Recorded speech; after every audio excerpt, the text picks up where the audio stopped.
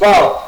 Comrades power. Power. UCM. Fire. UCM. Fire. So my name is Tony Muriongi. I was among the HODs in UCM, and I want to thank everyone who took part in the elections, everyone who was among the UCM family, and all the others who involved themselves in the voting process. So I want to thank first of all the voters who came out in large numbers, wakapigia watu wetu kura.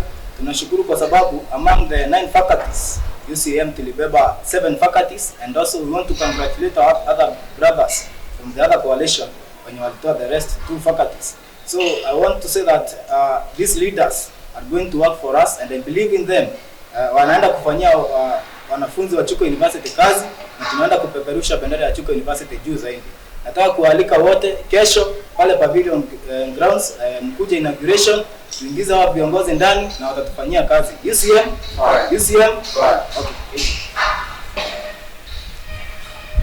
Nawasalimu yote, all the comrades, amjambo. My name is Junius Kimathi, or KJ, the HOD in the UCM coalition.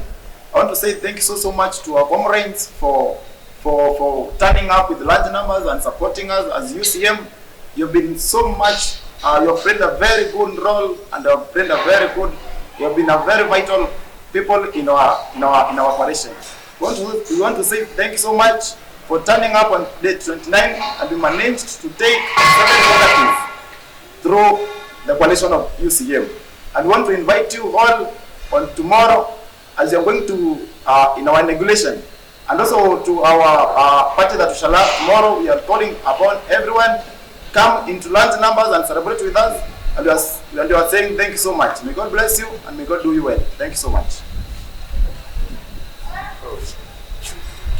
Comrades, power. UCM, Fire. UCM, fire. My name is Jakutieno Calvis, the HOD UCM. First and foremost, I want to say thank you, and a big thank you.